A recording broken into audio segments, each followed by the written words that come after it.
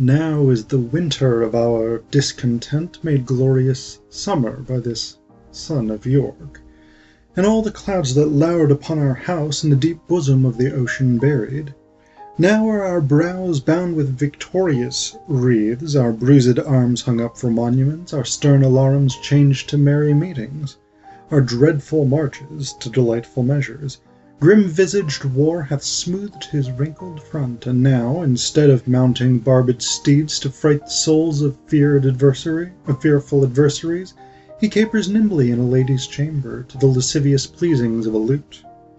But I, that am not shaped for sportive tricks, nor made to court an amorous looking-glass, I that am rudely stamped and want love's majesty to strut before a wanton ambling nymph, I that am curtailed of this fair proportion, cheated of feature by dissembling nature, deformed, unfinished, sent before my time into this breathing world scarce half made up, and that so lamely and unfashionable that dogs bark at me as I halt by them, why I in this weak piping time of peace have no delight to pass away the time, unless to spy my shadow in the sun, and descant on my own deformity. And therefore, since I cannot prove a lover, to entertain these farewell-spoken days, I am determined to prove a villain, and hate the idle pleasures of these days. Plots have I laid, inductions dangerous, by drunken prophecies, libels, and dreams, to set my brother Clarence and the king in deadly hate the one against the other. And if King Edward be as true and just as I am subtle, false, and treacherous, this day should Clarence closely be mewed up about a prophecy which says that G, of Edward's heirs, the murderer shall be. This is the famous opening speech of Shakespeare's The Tragedy of King Richard III. This is one of Shakespeare's most famous and popular plays, largely because Richard himself is such a compelling villain. He's one of those characters that, he's so interesting because his villainy is so intricate. And that's in itself a really fascinating thing, because Shakespeare has done a lot to actually shape the popular perception of Richard III. And I'll talk more about that in a little bit. But in this opening speech, we essentially get a sense of Richard's project. And I mean, the language here is really fantastic, but we also get this just very direct explanation of what Richard is all about. And there's a number of things here. One is that he is a villain, and he, throughout the play, admits that he's a villain. He never, when he's talking to other characters, he pretends to be virtuous and things like this. But whenever he's talking to us, whenever he's soliloquizing, speaking to the audience, he tells us exactly what his plans are. And actually in my interview with Colin Cox about Hamlet, we talked briefly about soliloquies and how this is a character's opportunity to tell us exactly what they're really thinking, really feeling. We get that really, really well illustrated here with Richard III, because again, throughout, he tells us these are my villainous plots, these are the lies that I'm going to be telling other people. And so we have that sort of commentary that lets us see behind the mask that Richard puts on when he's engaging with other characters. So that's a really fascinating component of the play, is that sort of the difference between the Richard that we know from his soliloquies, and the Richard that he plays for other characters when he's trying to manipulate them, when he's trying to lie to them, etc., etc. So we get these bits, like in this opening speech, lines 27 through 31, and therefore, since I cannot prove a lover to entertain these fair well-spoken days, I am determined to prove a villain and hate the idle pleasures of these days. This sort of notion that, he knows what he's doing is evil, but he's doing it anyway, is really central to who this character is. And he does a lot of evil shit in this play. He manipulates people. He sets one faction against another in basically a power play. The whole play of Richard III is driven by this desire to gain and hold power. And in order to do that, Richard has to eliminate a number of people who are ahead of him in line for the throne. The first being his brother Clarence, whom he has murdered. Let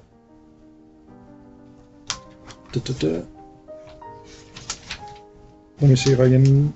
I didn't make note of this, but Clarence is murdered in Act 1, Scene 4. And specifically, he is stabbed and then drowned in a butt of wine, or a cask of wine, or something like this. Richard has the Tower Princes, is what they're commonly called. I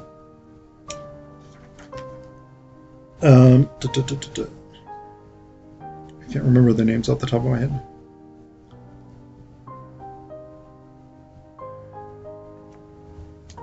Edward and Richard, I think. Anyway, the two Tower Princes, the children of the previous King Edward. Richard has them murdered in the Tower.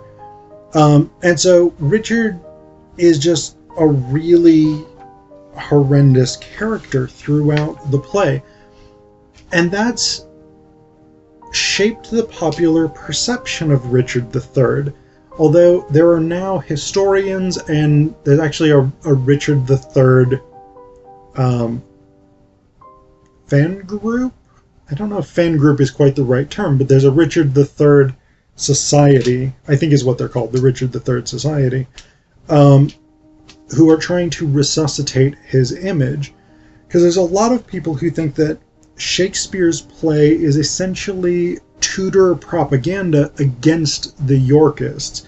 Because remember that Richard III is defeated by Henry Tudor at the Battle of Bosworth Field in 1485. That's Elizabeth I's grandfather. Elizabeth I, of course, being the monarch when Shakespeare wrote this play in the early 1590s. So you can see how, with a Tudor monarch on the throne, it would behoove Shakespeare to be very critical of the king who her grandfather defeated in battle. Interestingly enough, there's a lot of evidence that's been emerging over the past few decades as people have reassessed Richard III and tried to move away from the image that we get in Shakespeare back to a more historically grounded image. So there's a lot of controversy, and always has been, over whether or not Richard actually had the Tower Princes killed. There are some other compelling suspects, although from what I've seen, nobody necessarily has quite as strong a motive as Richard. But there's also no direct evidence that Richard was involved at all. One of the things that Shakespeare makes a great deal of is Richard's physical deformity. And we actually have references to this in the earlier Henry VI plays as well. I think it's in part 2 where the character is referred to as Hunchback Richard or Crookback Richard or something like that. But then, actually, the Henry VI plays are interesting because in Henry VI part 3, we get extensive stage time for the character who will become Richard III, at that time Richard of Gloucester. And we see in Henry VI part 3 the character is really already developed. Like, we already have this villainous Richard, this dissembling Richard, this power-hungry Richard, etc., etc. So there's a clear sort of continuity between Henry VI Part 3 and Richard III. And Richard III is the fourth part of the Henry tetralogy, as it's sometimes called. But the other thing we have with Richard that's really interesting, again, is this idea that he is physically deformed. So Shakespeare plays up the idea that he was hunchbacked, or that he had some sort of hump, and that one of his arms, I think his left arm, was withered, was deformed in some way. Interestingly enough, when they found the actual skeletal remains of Richard III just about, 5 years ago now, they looked at his skeletal structure, and what they determined is, I think he had scoliosis or something like this. So he had a slight stoop, but a lot of the actors who have played Richard III have had a sort of, probably actually this side, because I think it's his left side, have played him sort of like this, or, stuffed pillows or whatever it is into the shoulder to make it as really just pronounced physical deformity. And that's actually probably not what he looked like at all. It was probably more sort of like this, slightly stooped forward, but not necessarily like he was not a sort of hunchback in the way that, like, Disney's Hunchback of Notre Dame is,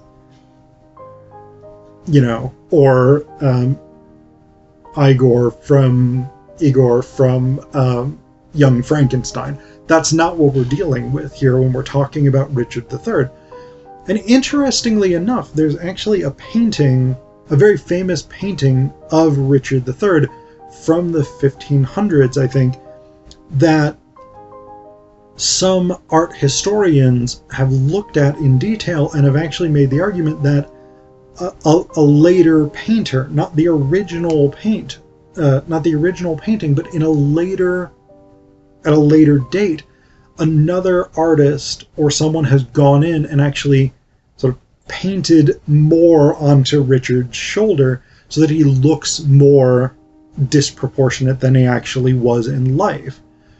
So we've got this sort of Tudor propaganda, and this all sort of connects with the idea that the outside of a person will in some way resemble the inside of them. So Richard III is villainous because he's physically deformed in Shakespeare.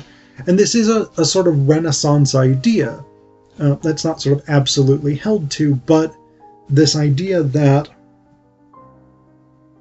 if someone is physically deformed or is unattractive or whatever it is, that they're more likely to be villainous because that their evil nature is reflected physically. That is something that we get with Richard III. And again, it's not clear that that's rooted in history so much as that's rooted in Tudor era propaganda. We also have a very propagandistic ending to Richard III, because in the final scene, or the final few scenes, we get the Battle of Bosworth Field. Richard is defeated by Henry Tudor, who becomes Henry VII, King Henry VII. And we have the closing speech from Henry VII. And this is a very, I would argue, typical sort of Shakespeare ending where we have a monarchy stabilized or restored, and that's the sort of happy ending. So even though a number of people die in the play, and it's a sort of tragic style history play, we have a happy ending at the end because the monarchy is stabilized under the Tudors. And again, Elizabeth I, who is a Tudor, is on the throne at the time that this play is written, that it premieres, and that it's first printed. So we end with this speech, Act 5, Scene 8. Henry VII says, "Inter their bodies as become their births." He's referring to the various people, nobles and stuff, who have died. "Proclaim a pardon to the soldiers fled, that in submission will return to us, and then, as we obtain the sacrament, we will unite the white rose and the red. Smile, heaven, upon this fair conjunction, that long have frowned upon their enmity. What traitor hears me and says not Amen? England hath long been mad and scarred herself. The brother blindly shed the brother's blood, the father rashly slaughtered his own son, the son compelled been butchered to the sire, and all that divided York and Lancaster united in their dire division. O now let Richmond and Elizabeth, the true succeeders of each royal house, by God's fair ordinance conjoin together, and let their heirs, God, if his will be so, enrich the time to come with smooth-faced peace, with smiling plenty and fair prosperous days. Abate the edge of traitors, gracious Lord, that would reduce these bloody days again, and make poor England weep forth streams of blood. Let them not live to taste this land's increase, that would with treason wound their fair land's peace. Now civil wounds are stopped, peace lives again, that she may long live, God say Amen. So again, we end with Henry VII on the throne.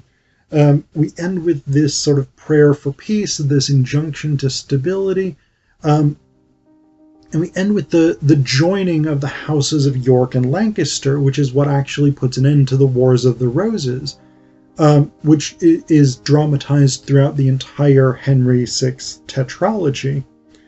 And so we have this final sort of conclusion where Richard has been deposed and killed, and now everything can go back to being good.